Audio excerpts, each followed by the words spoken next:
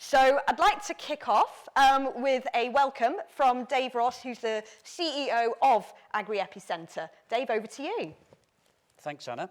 And welcome. I've got to keep looking left and right to look at the audience. And I'm just going to reiterate one or two things that Anna's already said and welcome you all again to Shimpling Park Farm and to our annual conference. I have a speech because I've got lots of people to thank. I do apologise, so I'm reading a little bit. It's the first opportunity for many of us to get together in volume and speak. And although Anna said networking is going to be constrained, please do network. It's really important that we all communicate with each other and learn from each other and feed back to myself and my staff about anything that you want to progress or is pertinent to us. I'm going to say a few words about the sort of bigger picture as I see it. So for the agri-food sector, this past year has been a year of, I would almost say, continual change. We've had input and output price volatility, especially for the farmers in the audience, that doesn't need reinforcing.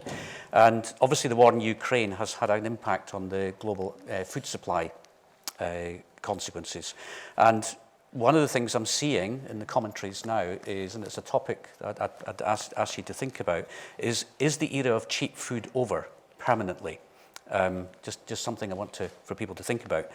And the other thing we've obviously had is record temperatures that scientists now say is absolutely climate change driven. So we're going to have, in the agricultural sector, we're going to have to look at resilience. We're going to have to look at accommodating extreme weather events. We're going to have to look at net zero and driving towards net zero as a sector where other sectors are driving as quick, if not quicker. We've got specifics like fertilizer price volatility, which again I don't need to underline, and that's revitalized things like regenerative agriculture, and I'm sure John will come on to that in a while.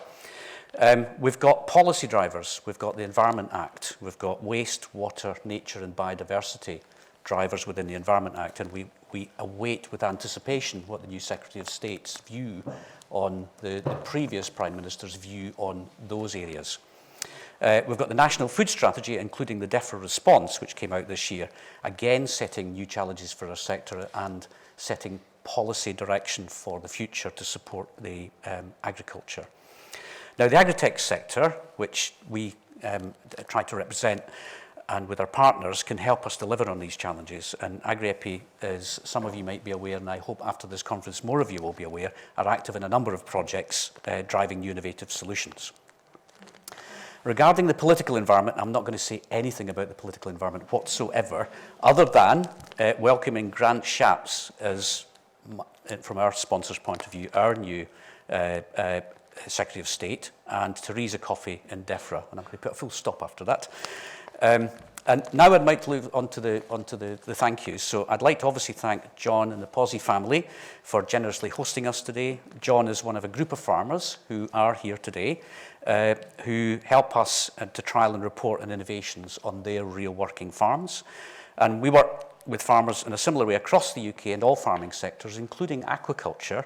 And they're the pioneers, and we're very grateful to them for the use of their premises, their innovation, their approach, their sometimes we overburden some of them, I will say, but they take risks with us, and they have a vision as we try to develop the best technologies appropriate to their business. Now, this year's conference theme is about the role that precision technology is playing and sustainability, and I look forward to discussions today on this. In addition to John, I'd like to thank all of our speakers. I'm sure Anna will do a detailed thank you at some point, but Fabia Bromovsky from the Sustainable Food Trust, panellists Sophie Alexander, Ian Beecher-Jones and Joe Franklin, who are the other farmers and food producers who work in partnership with us, and also our members, Antibot, Skippy Scout, Soil Essentials and Hoof Count, who are here today, as well as Callum Murray, the Head of Agriculture at Innovate UK, giving his valuable insight. And I'd also finally like to thank the Agri-EPI Centre staff who've organised today's conference and are also taking part in proceedings. Elliot Dixon, Trish Troop actively, as well as Annabelle, who unfortunately had to call off this morning, but our team are here to put the day together. And I think they're in the cheap seats, most of them, up there, because the conference is actually oversubscribed and we've got a waiting list to get in, which is great news. After lunch, we'll have the opportunity to tour the innovative farm, and I'm looking forward to hearing how technology is supporting Shimpling Park Farm's own path to sustainability. And personally, I'd like to catch up with as many of you as possible throughout the day. Thank you. Thank you.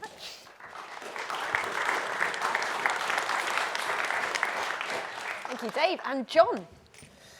Now, I've met Anna before. She actually gave me some media training. So if you see her holding her head in her hands, you'll know that I've failed miserably. But just a brief introduction to the farm. I have written myself a list because I get terribly excited and I always forget something. So our own farm is about 650 hectares. It's on a hand slope series chalky boulder clay, hence my Twitter handle, @handslope. We also farm a further 850 hectares for neighbouring farmers. It's all in a 7-mile radius around this farm. So we don't go very far, but just near enough to keep ourselves busy. They're all farmed under contract farming arrangements. So we have we put in a cost for our operations and then the profit share at the end of it.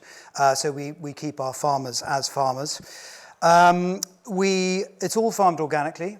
We converted our own farm in 1999. And I have to say that it was a diversification exercise. We just felt we weren't making any money out of conventional farming.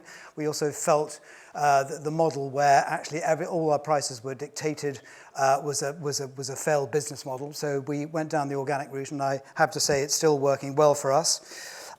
We've got 3 full-time people on our arable team, and they're pretty much centred, they have timesheets where they're supposed to put down different bits and pieces of non-farm work just so I can work out exactly how much time they're spending on the farm, the arable farm itself, and I have to say it's pretty much 100%. I've been recently joined by my son Rufus, and he's not in the room, so I can say I'm slightly excited about that because I can see the light at the end of the tunnel, which is great. I hope he isn't in here. We've also got a full-time shepherd, Joe Hanks, who started with us this year. I mean, what a year to start with a rotational grazing flock when actually we just ran out of forage sort of about 2 months ago, and we pretty much fed all our winter forage. He did say to me at one point, is it always like this? And I just said, have you ever known a year like this? And he said, no. And I said, so anyway, but he's still with us. We had a 6-month review, and he was really enthusiastic, which is really fantastic. So we got 1,000 New Zealand Romney ewes. They're all going around the arable lays, mainly on our own farm, occasionally on our contract farms. They all lamb outside. In the office, we've got about sort of 5 days equivalent of a full-time person in the office. And actually, we've just taken on more work because the administration, I'm sure in every industry it's the same, but in farming it's almost unbearable. Just find myself sitting at a desk answering emails. So our rotation is essentially a 2-year lay. It can go to 3 years depending on the field, followed by a winter cereal, then followed by a spring cereal, followed by a winter pulse to add a little bit of fertility, and then into a spring cereal, which is undersown. But within that, I mean, we're mainly growing sort of cereals and pulses, but we also grow some exotics, and in the past, we've grown quinoa, lentils, grew the first crop of organic chia in the UK, and vetches. We've also grown some organic oilseed rape as well, and we've got some in the ground this year. It looks like a pasture cropping field because there's a lot of grass around it. It's not black grass, I promise you. It's perennial ryegrass. We're currently at the end of our 10-year organic higher level scheme, which ends in January 2023. And so at the moment, we're considering whether or not we're going to extend that, or are we going to go into countryside stewardship topped up with a sustainable farming incentive. And I think actually it does look very attractive to us because it does reward farmers for doing the kind of things that we are doing, and if we're able to stack some of those options, actually the countryside stewardship scheme for us actually looks more attractive than the old HLS scheme that we're in. Also have 1 or 2 renewable projects on the farm. We've got 3 wood chip boilers, we've got a solar array on one of our grain stores, and so all that wood chip comes from woods on the farm, so we don't buy anything in it, it's all all from our own farm. And the reason why we're warm in this room today is because you're all in here, but also there's underfloor heating that is supplied from our SSSI woodland, which is in the distance over there. You'll probably see it on the farm walk.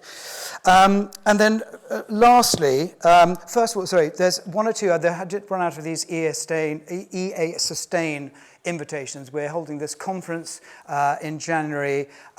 Please do come to it if you are local, or even if you're not local, come to it. Lunch, we're going to be eating our own organic lamb from the farm for lunch, which is very exciting. And also the oats that go into the flapjack come from White's Oats, and we are an enthusiastic grower of oats for White's, who are based in Northern Ireland. Finally, and most importantly, I have to thank my wife, Alice, who is there, standing up in the gods. Alice, pretty much, she looks after all the properties on the farm. She also sells all the sheep, and apart from this year, has managed to sell pretty much every single lamb from this farm direct to the market, rather than selling it, in some market or selling stores lamb. So she's made a massive difference. They do say that behind every great woman there is a needy man. This is the needy man standing up here. But anyway, Alice, thank you so much for everything, and I love you. Thank you very much.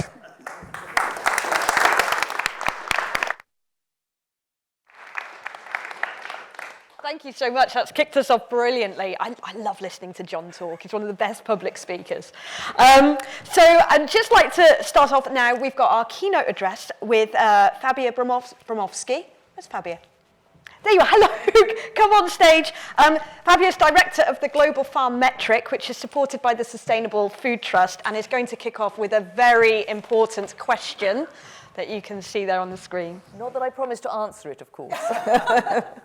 I'm very glad that we're all paper in here, our nice low technology.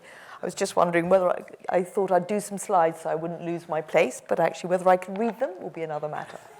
Anyway, yes, so I'm Fabia from the Sustainable Food Trust, and what I do there is I've been driving a project now for many years, because I started thinking about this and working on it before I joined the Sustainable Food Trust, which is called the Global Farm Metric. And I think what I came into this from was really to answer that question. For someone who doesn't spend their whole time working in the soil, we do have an organic farm, but my husband would very, very loudly say if he was here, she's not the farmer. So we will keep off that subject. But the word sustainable, which we're all going to talk about here today, is one of the most confusing words in our linguistics. And we all use it in a slightly different way to answer different questions about what we're doing. And I think that is one of the challenges that we all face when we try to resolve the problems of how we move from where we are today to create a system that has lower impact for climate, health, and nature. So I think one of the challenges that we've tried to address in the Global Farm Metric, please, you don't have to look at my very, very dull slides, so just to keep me on track, is the lack of a common language about what we're really talking about. You as farmers, and actually, the technology that comes to it, understands that the idea of a sustainable farming business, of a sustainable farming system, is so multifaceted and so interconnected that whenever we hear about different aspects of sustainability, those one goals, the net zero, the biodiversity gain, whatever it might be, that is an impossible way of looking at the systems in which you manage. So what we've been looking towards is how do we begin to understand collectively what sustainability means, but maybe more importantly, what are the parts of our system that are impacted by the things that we do.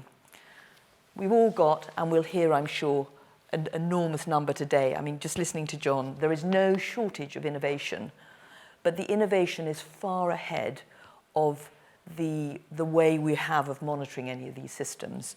The models that people are creating, we know lots of language around regen and all the kind of practices one can put into place that will support a more regenerative system, but actually capturing the impacts that you have within that system will depend entirely on the different practices you adopt. No one could keep up with the number of different ways and innovations that you are using in order to try and improve the impacts that we have. And so although we have wonderful language, whether it's regenerative, whether it's sustainable, the word I can never say, agri-ecological, land sharing, land sparing, whatever it is, that language in fact divides our mission rather than brings us together in a common one.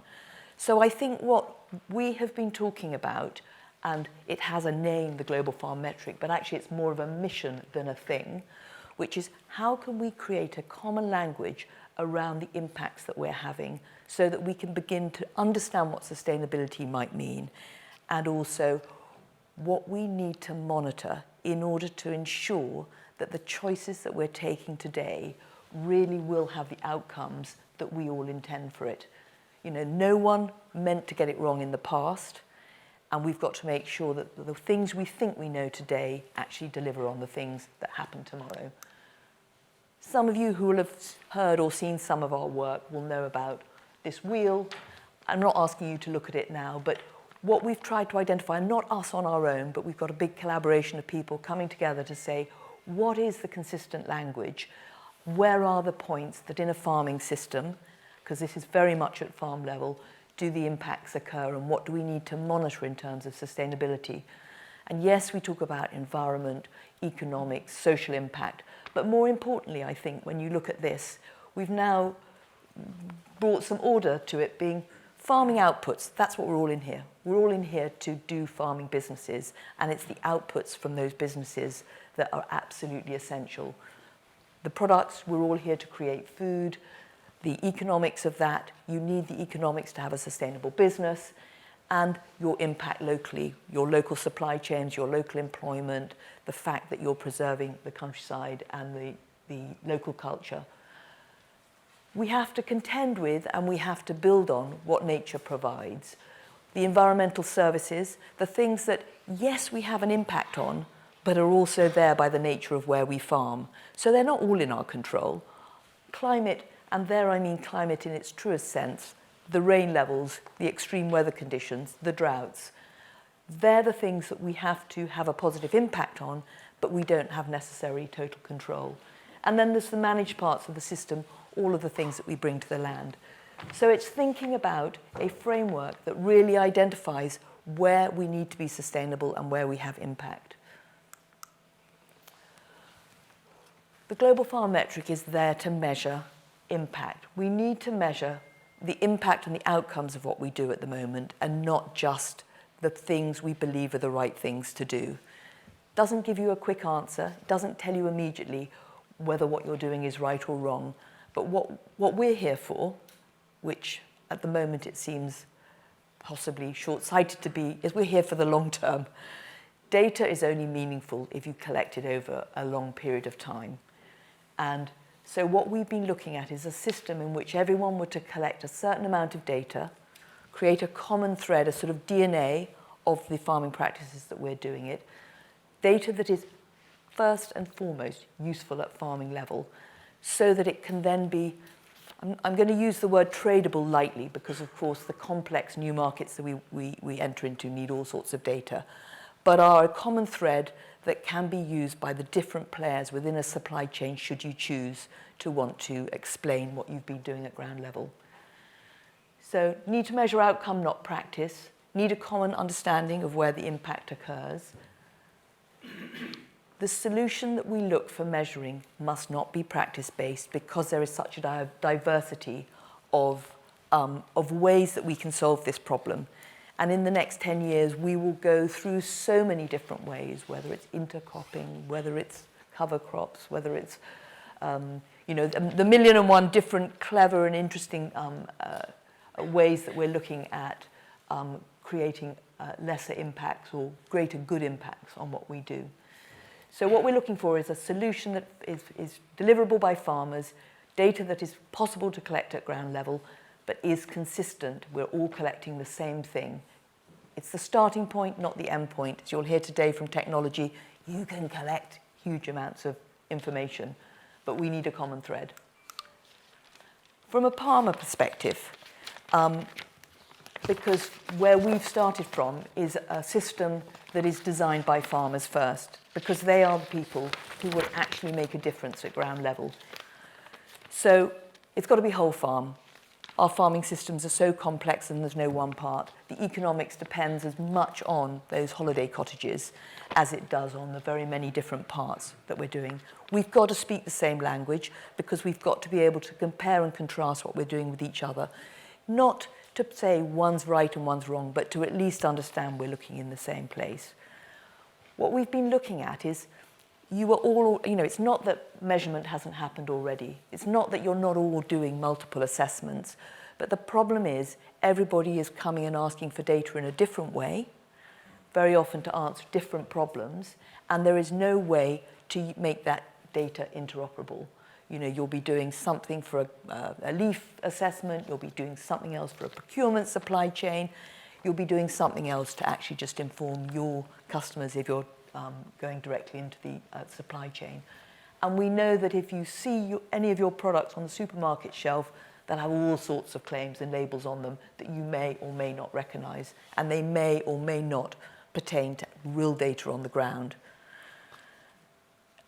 We said outcomes focused, we've said inclusive. Obviously has to be evidence-based. We're all looking to really understand the science. And as we go, we're only just beginning to understand the science. I might be new to this, but the language of this has changed so incredibly in the last 5 years, even more so in the last 10 years. So they are some of the key features that we have to maintain.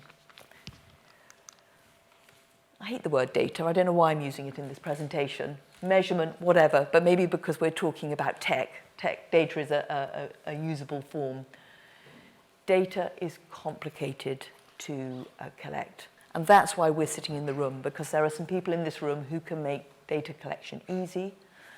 But where do we invest that data collection? There are so many different sets of data to collect. Wouldn't it be wonderful to have a baseline of data that we knew that we could use throughout our system? As I say, not the end point, but the start point, because then systems could invest around that and actually create the technology that would make that easier for everyone to do. I've said it already, data is so inconsistent. If you're asked 10 assessments, you're asked the same question in 12 different ways, different units, different ways of doing it. It drives you absolutely mad, and there's no way of sharing that data between the different forms. Very seldom is the data that we're asked to do for DEFRA or for someone else useful for us. It's useful for them, it's useful for the supply chain, it's useful for somebody else's label, but it's not useful to actually make decisions. I'm going to come back to that last one of who will pay, but at the moment data is a dirty word rather than our way of looking at our own systems and deciding what we do next. So, look at this magic world in which one thread of data that is invested in so we are able to make it easier for us to collect. It should be simple enough that we can collect it with a spade, but also technology is a brilliant tool and can help us. And that thread of data is the first calling point for any kind of certification you need to do. It's there in your decision support tools as the first line of data. There is much more you can do. Base of all government schemes so that it actually can be funded to collect it. ESG reporting at the moment based on nothing. Everything, all your environmental impacts starts on the land that you manage. But if you're in the investment world, never does that data actually touch the ground in which the impact is occurring. It's done on global assessments, a huge aggregated data on what they believe the likely impact of what's going on. If we had a thread of data that went across all the land that we managed, that it was supported not to punish or to reward us necessarily, but just so we know so that policy could be based on it. If we had a constant thread of data, in 10 years' time, how much more we would know and how easily it would be, again, with technology to aggregate that data.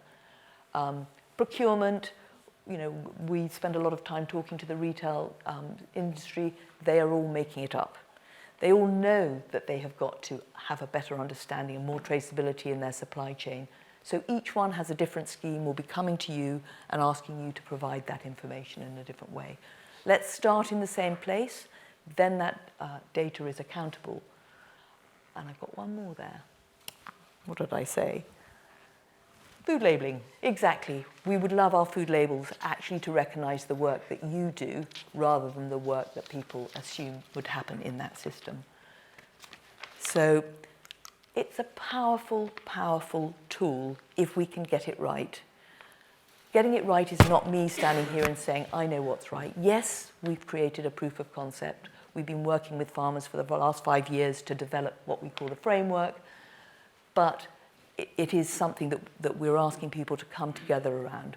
We've been talking to DEFRA about using it as a way of monitoring their schemes.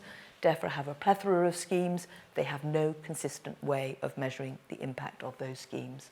How many of you have done a higher level scheme? Has anyone come back 5 years later and actually seen whether you delivered what you said you'd deliver? I mean, it's extraordinary, let's just say that. And therefore, interestingly, we're doing a Big Elms trial with them, and they said, actually, we're not interested in the outcomes from this trial because that's a different department in DEFRA. And let's not do DEFRA bashing. But here we are, agri-tech. Technology is a huge lever in this. It's hard work to collect data. I do believe that we all need to understand our data first.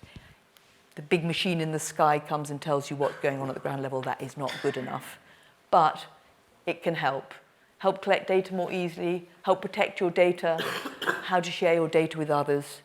Because what we need is data is yours, measurement is yours to change your system.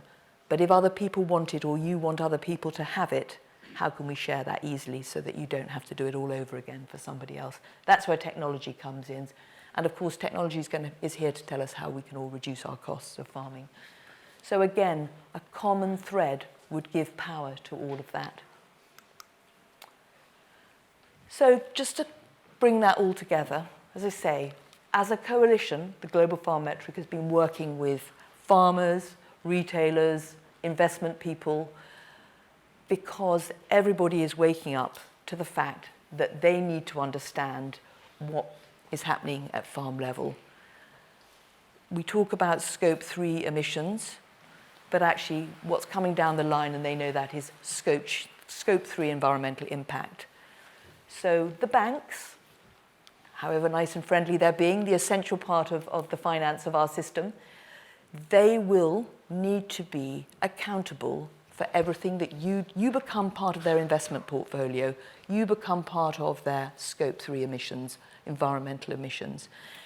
They need, if they're going to fulfill the promises that they've set out, they need you to help them prove that their scope 3 is better, and I don't just mean carbon, than every day. Therefore, what you're doing is valuable to them, not just because you are paying them interest on their loans. What you need to make sure is that what you're giving them is rewarded because you've collected that data and you've improved the farming. That's where the consistency coming in. So consistent data means farmers can understand what's going on at ground level, they can talk and compare with each other, they can run a multiple of systems and begin to see which systems work better because you've got this common thread in which to compare what you're doing against.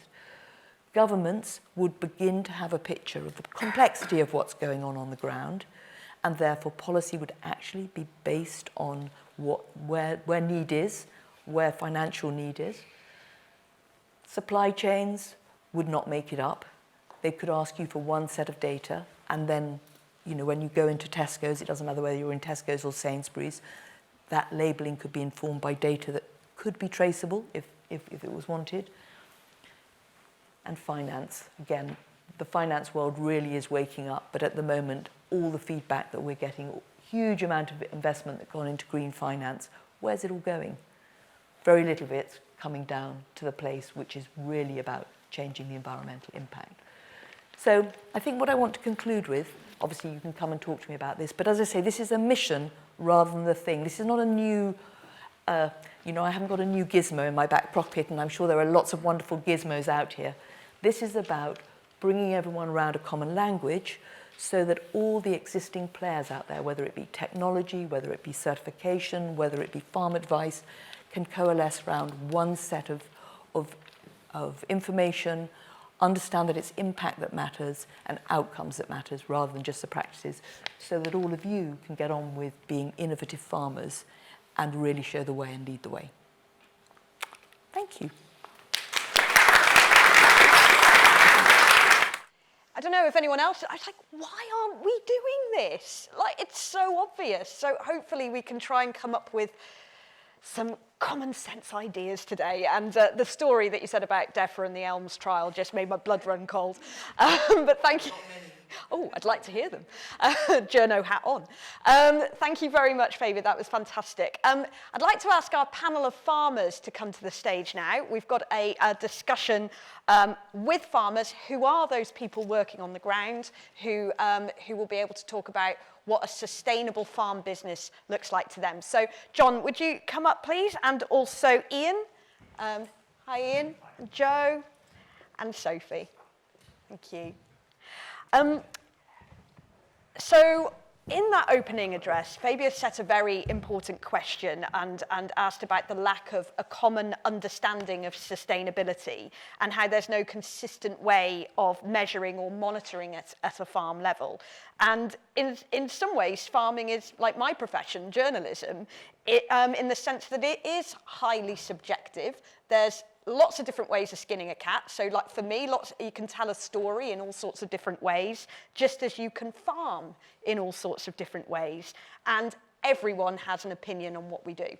So I kind of feel something in common with you all. So to try and bring forward some of that diverse thinking, we have a fantastic panel of farmers here who produce different types of food in different types of ways, on different soils, in different parts of the country, and use different bits of technology to help them do it. So I'd like to start with a very quick overview, and I really don't want to spend too much time. Just give us the headlines of your farm business and what you do. John, if it's okay, I'll skip you because your opening address gave us such a good idea of what you're doing, and we're running a little bit behind. But I'd like to start with you, Ian Beecher-Jones, viticulture. Just give us the headlines of what you do in your farm business. Yep, thanks, Anna. Morning, everyone. We're only a 2-hectare vineyard, 9,000 vines, planted 4 years ago. So we're very new into the viticulture world. My background has been precision agriculture, and that is my day job now. The vineyard is not quite a half part-time job, but we have to knit in other parts to make it affordable. And so digital agriculture is my background. We've got 6 varieties of grapes in the vineyard, which is quite unusual. When we planted 4 years ago, we were above the average size of vineyard in the UK, but now, because so much planting has gone on, we're below that. From a technology point of view, we've looked at satellites, we've got drones, we've got robots, we've got an Innovate UK project looking at digital agriculture and how we digitize our infrastructure. We've looked at Starlink. We looked at yield mapping. We've got heated wires and infrared wires to help manage frost in the early spring or late spring as well. So there's a huge amount going on at Jojo's, and all very exciting. Some people say we're doing far too much, but we'll have a go at most things. But and we've also looked at cover cropping. We planted a cover crop 4 years ago. When we first planted, that needs renewing. We couldn't find a machine, a drill, to sow some more cover crops unless you cultivated, which sort of seemed to, didn't fit the bill of direct drilling. So we designed and built one of our own with a neighbouring vineyard. So that's what that's what we've used this year, and just to look at the soil, improving the soil. We've not using Roundup anymore, putting clover in the undervine areas, and just doing what we can. We're very new, very young. There's a huge amount of vineyards, much bigger than us, doing some fantastic work around the country. So, we're just at the beginning part of our journey. Amazing. Right, fantastic. Thank you, Ian. So that's viticulture in Oxfordshire. Yes. We've got organic arable and sheep production in Suffolk. Now we're going to organic arable and dairy in the southwest of England. Sophie Alexander of Hemsworth Farm in Dorset. Over to you, please. Thank you very much. I think I had an advantage when I started in 2011 because the farm was very broken. So I was starting from an incredibly low baseline. and restoring its health was the absolute essential path to go. We had two sections. Part of it was organic, part of it was conventional. We were able to benchmark them side by side for 3 or 4 years. We're now totally organic, and what became evident quickly is you need a good livestock system, and particularly on light, relatively infertile land. So that's where we are now. We grow organic crops and have an organic dairy. Thank you. Thank you very much, Sophie. And to non-organic mixed arable sheep and dairy in Hertfordshire, Joe Franklin. Hi, we're a 9-year-old tenant farming-based business. That's our model. We started off with the sheep. We started off with 200 ewes on 60 acres 9 years ago. Now we're just shy of 3,000 acres, 2,500 sheep, all sorts going on in there. We on the arable, we grow grass for seed, quinoa, borage, do a lot of cover cropping. We've gone for, we aim for lower yielding but higher value crops so that we're putting more back into the soil with each crop. A lot of those are also very low fertiliser and pesticide users, so that's really good for us. We think we might have sold our carbon this year for a year, which is quite exciting. The money's not in the account, but we'll see how that goes. On the sheep, we're DNA recording, largest users in the Northern Hemisphere of that technology. We bought the Myomax gene in, imported some rams, stabilised that gene a few years ago, and we've just won an Innovate project for looking at methane low emission sheep, because we're a breeding stud. We sell to other farmers, so our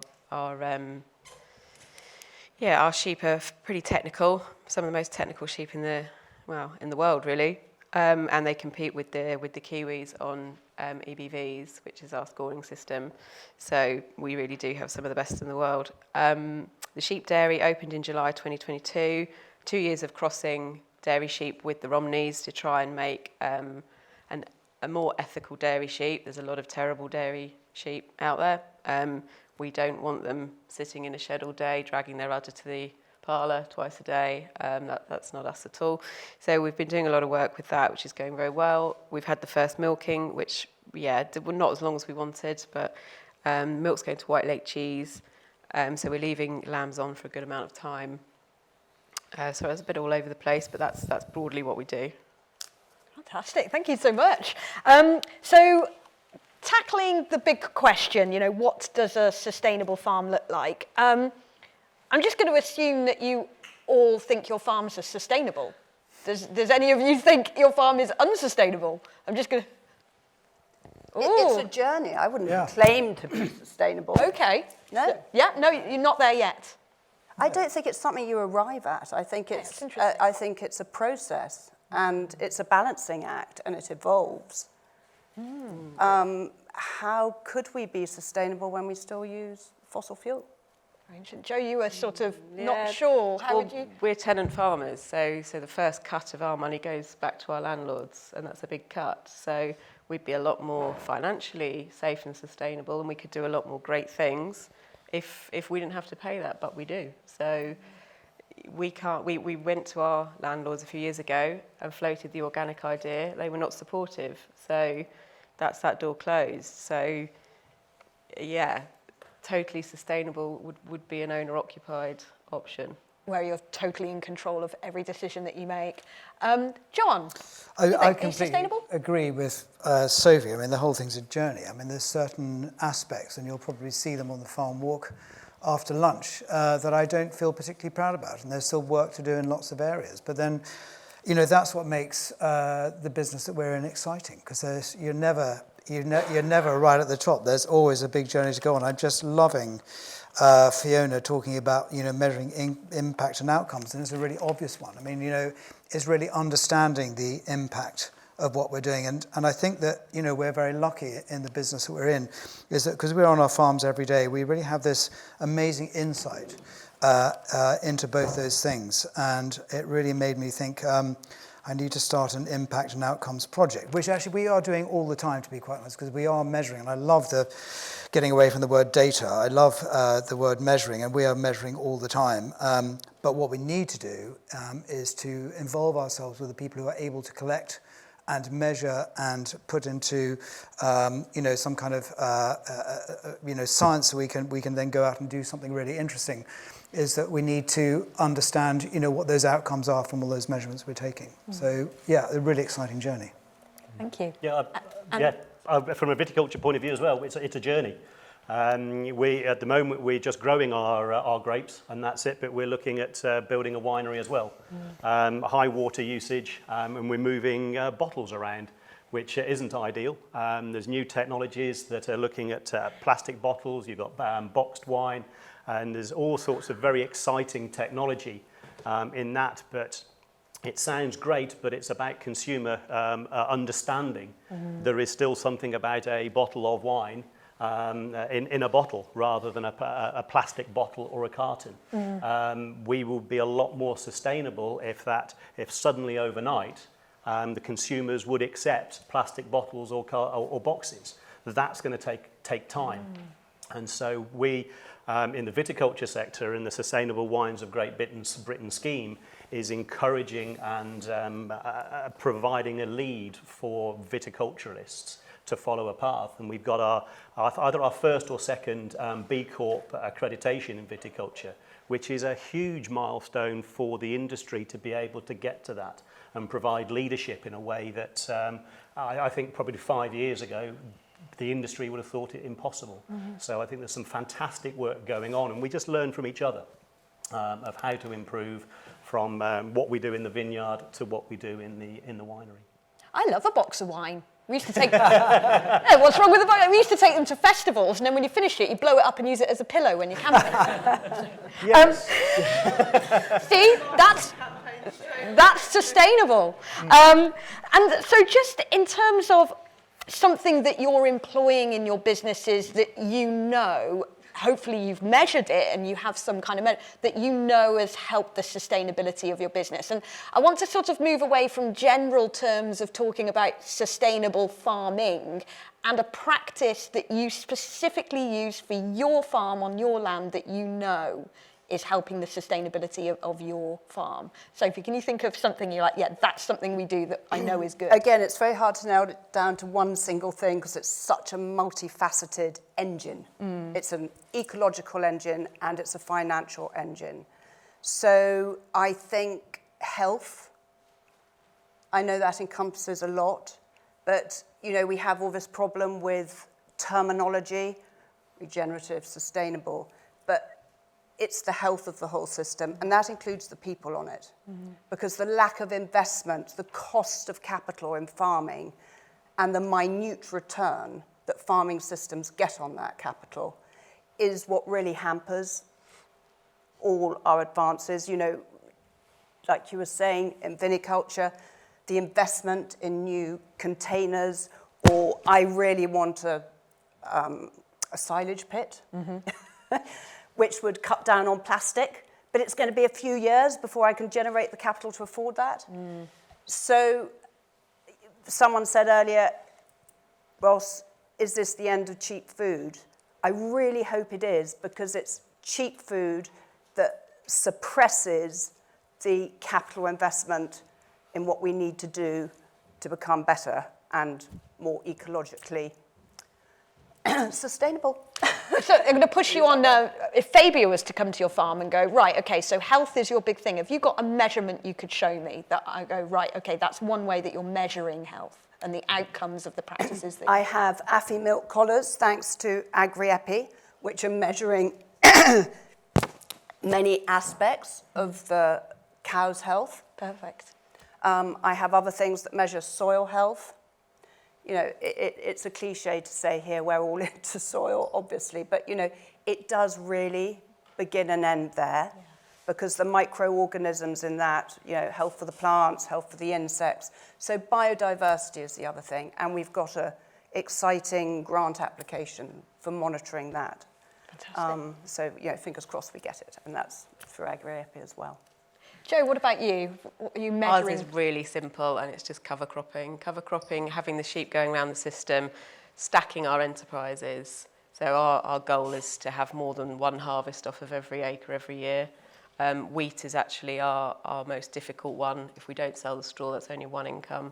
But everything else, we get at least 2, if not 3, and up to 4 incomes off of 1 acre in a year. And the cover cropping and having the sheep in the business is a huge part of that. So I think we've put our organic matters up about 1.4% over 8 years. Brilliant. And that's all down to that, and having the lower yielding, higher value crops. So putting lots more back. Fantastic. There's an outcome. John, what have you got that you would say that's brilliant and we can measure it? Well, I'm not sure if you can measure this. I'm going to go really low tech, but you need to deal with the low tech to be able to understand the high tech.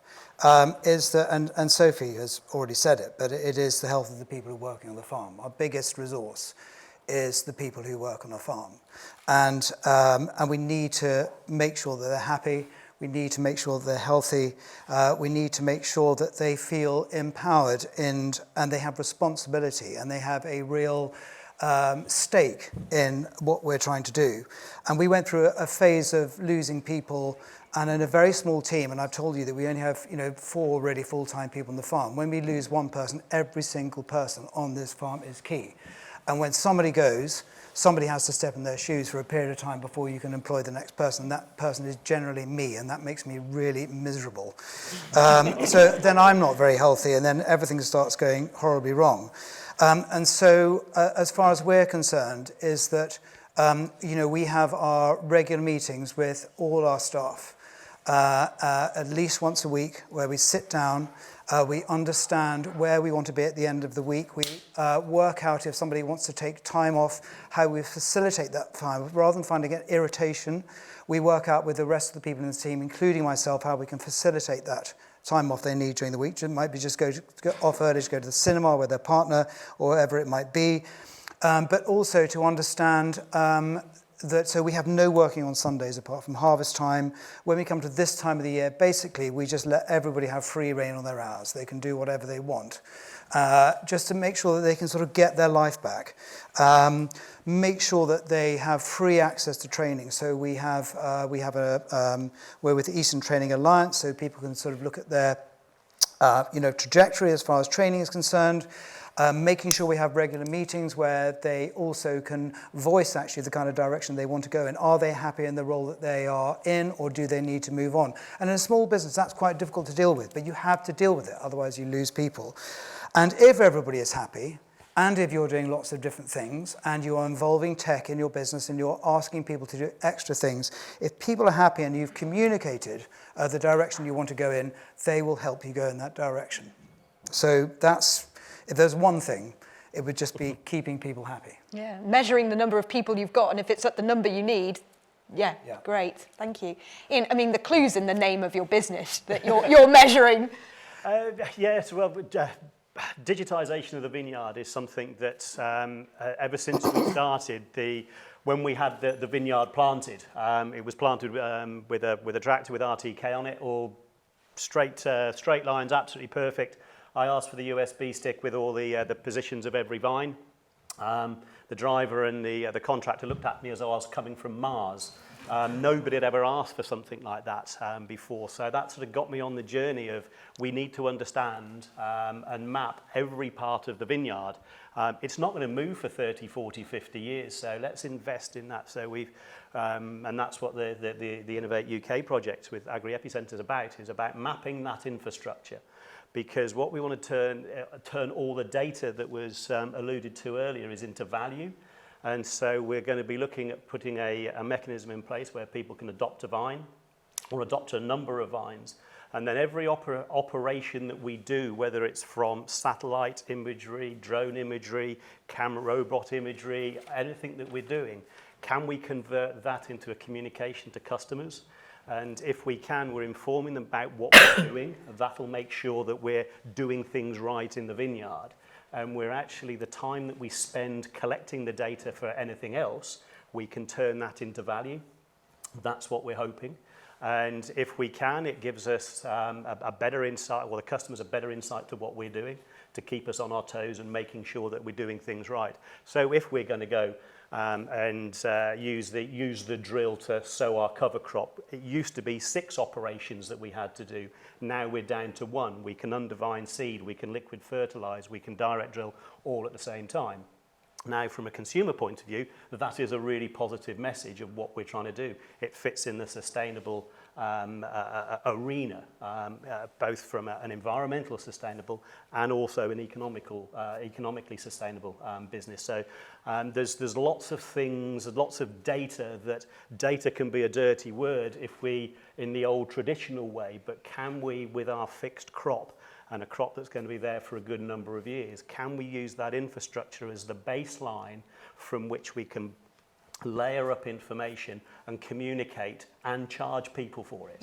Because their involvement and engagement in our product is pretty unique because of what it is. And if we can do it at Jojo's, then we can do it with a number of others. But we're not randomly collecting data. There's a data collection with a purpose.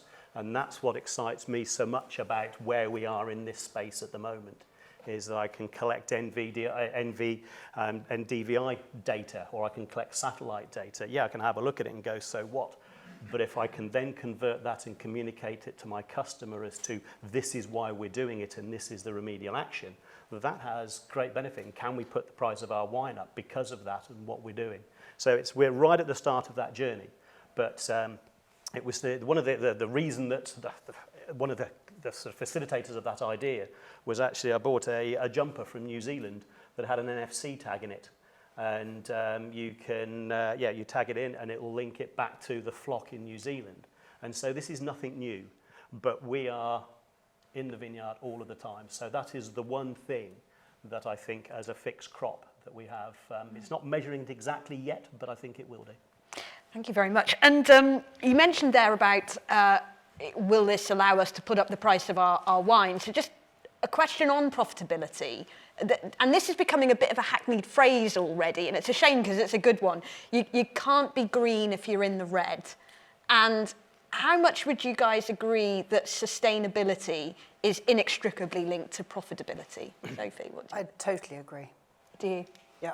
I mean, unless you're doing it because it's like something you wish to do, but you're actually funding it from somewhere completely different. But I think any business has to have financial rigor. And you probably only get the best results if it's got financial rigor. And our journey towards treading more lightly in our world has huge financial imperatives and incentives.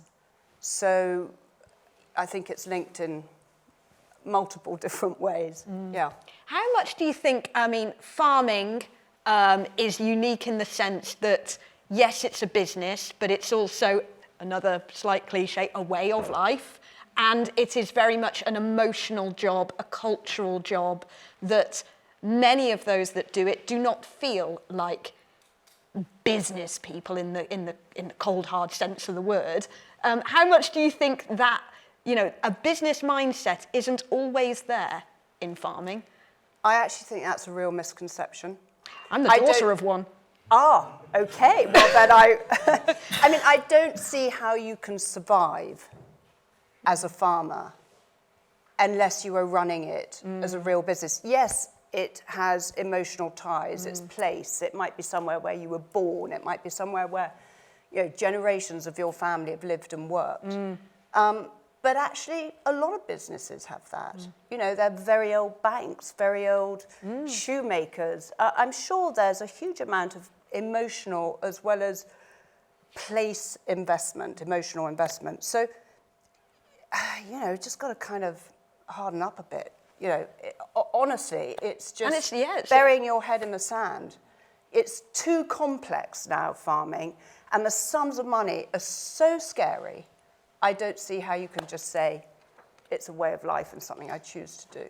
Very interesting. Does anyone want to pick up on that thought? Because it's I think, I do actually, because, when I was thinking about the session, number 1, I put, it has to be profitable. And number 5, I wrote, we're not just a farm. We have a diversified business, and all those strings should support the end goal of the business. And that was very interesting. And also, Fiona alluded to it in her talk. Fabia.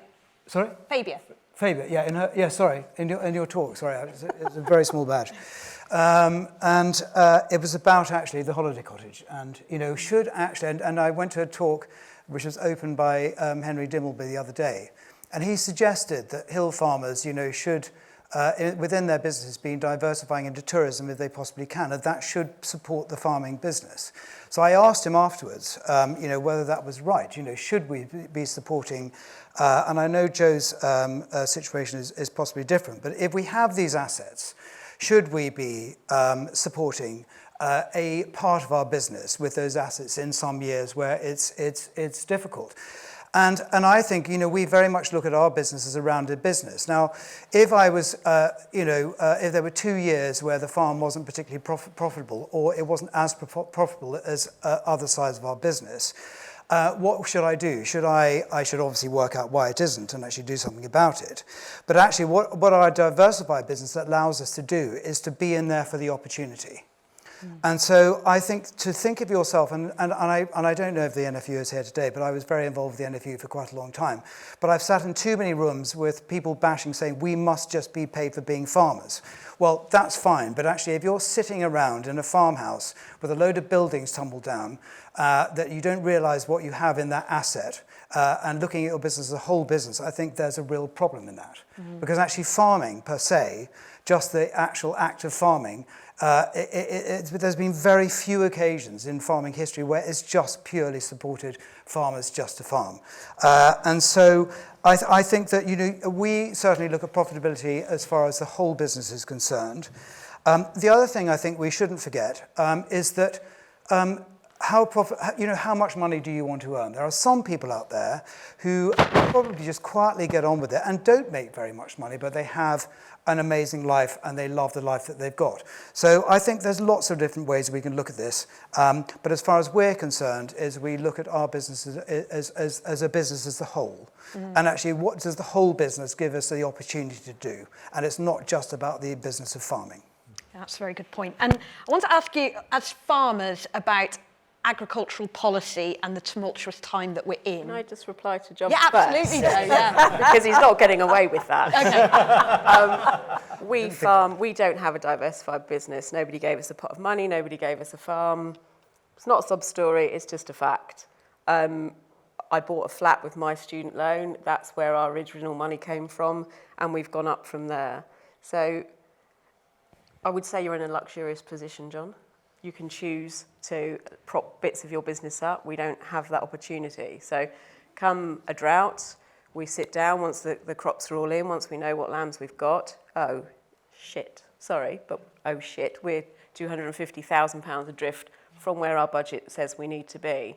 What do we do about that? Well, we hammer that budget for the next year until we've sorted it out. We find other ways to sell things. We upscale, we up value.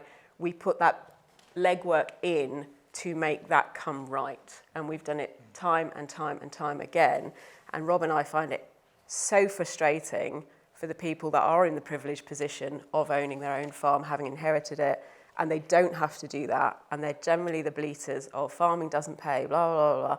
It's just not true. It's how much effort and how much brain power you put in that rewards what you get out.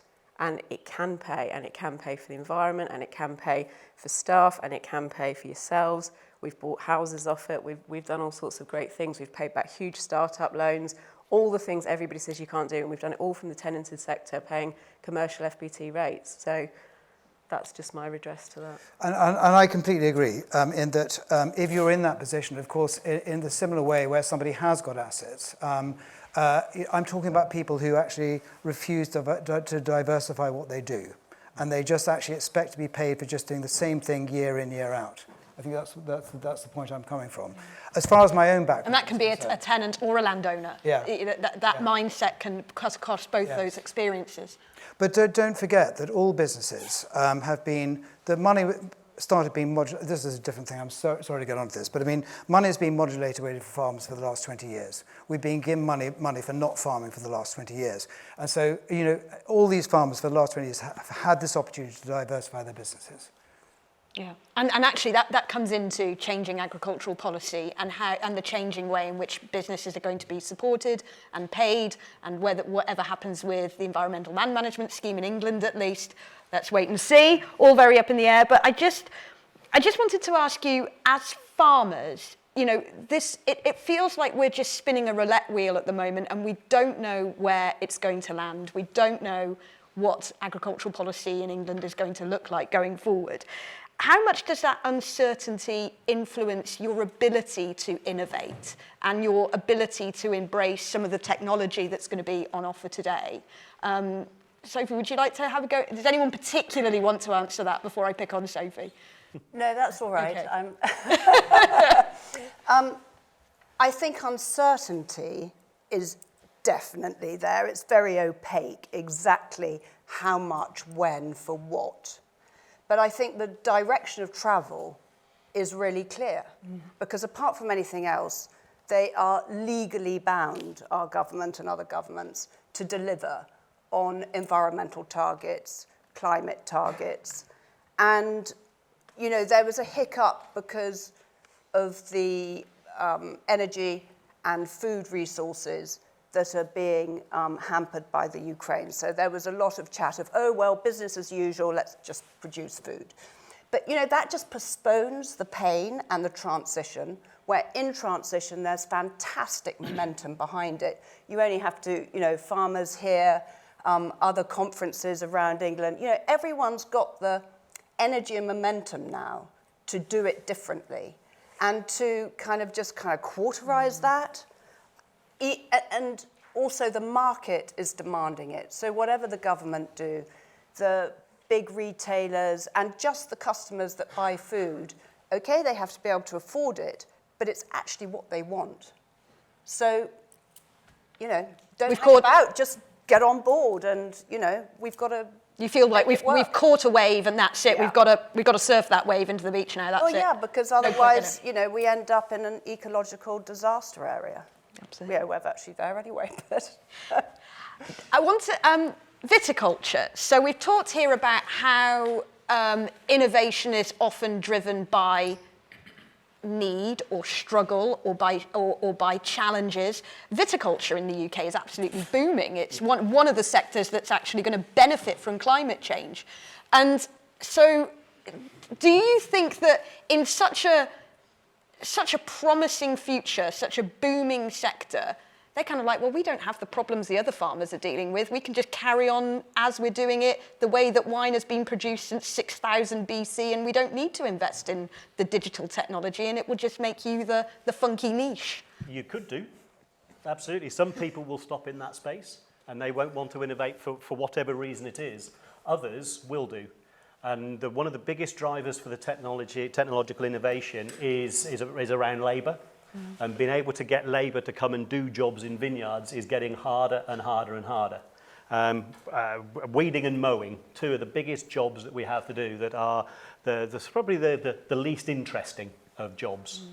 So from a technological point of view, they have a great opportunity to get robots, weeders, mowers in to do jobs like that. Because the labour opportunity isn't there. There's a tradition of winemaking that, as you say, goes back years and years, but why not create a new tradition of using digitisation to make a new product, engage consumers in a new way, in a way that may be more sustainable, it may be more engaging. And whether it's the UK or Australia or France, everybody, all wine growers around the world are looking at how can they be more sustainable, looking at regeneration in the vineyard, but also in the winery as well. How can new technologies, new ideas, new concepts change the path to allow us to come to the future? And if we're looking at France, for example, they're embarking on a program of taking a huge amount of vine rows out. because of the climate change, they're having to look at cover cropping, and rather than leaving bare soil, which is what it has been for centuries and centuries, they've now realised they've got to put some crops on that. And so cover cropping in France and changing traditions, and we all know how enthusiastic the majority of French are around changing, but they're embracing it. It's fantastic to see, because you cannot stay the same. No. And whichever part of the world that we're at, technology is going to play a part. And if you don't change, then, well, who knows what your future's going to be. But it is, from a viticulture point of view, from a growing and a making, it is incredibly exciting. And you can either view it as a negative, or you can go, yeah, let's make this work. And yeah, I'm all for it. Love it. I'd like to throw open to the floor. Any questions from anybody for any of our panel? I've got a question for John, if there isn't. Yes.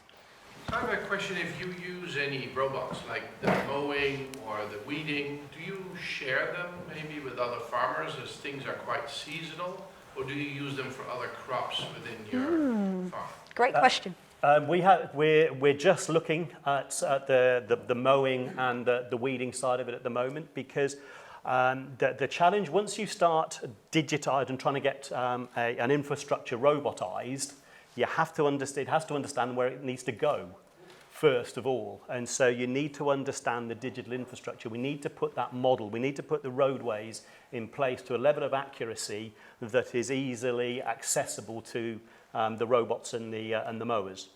So once we've got that, we can then start to work with partners to be able to allow these machines to navigate efficiently and effectively.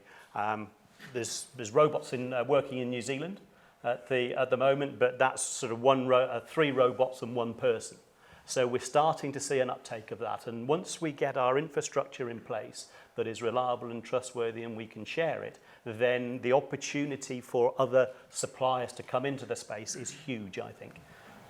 But we're just right at the tipping point of that. So feel free to come to fixed position. We deal with the positioning issue.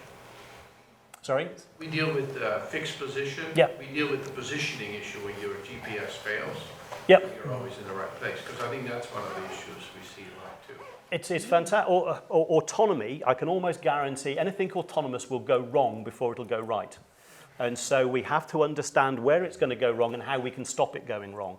Once we understand that and we can put the systems in place to stop that happening, then we have a much better opportunity to make things work. And we're just right on that cusp. There's some fantastic innovations out there that we're just embarking on. Thank you. Ian. Gentleman there, got a question. This isn't working, by the way, if you've already put it through. So I've got a couple of questions, if you don't mind. If you could keep them super tight, that'd be great. Firstly, is there a danger of losing sight of and connection to nature when totally immersing ourselves in technology?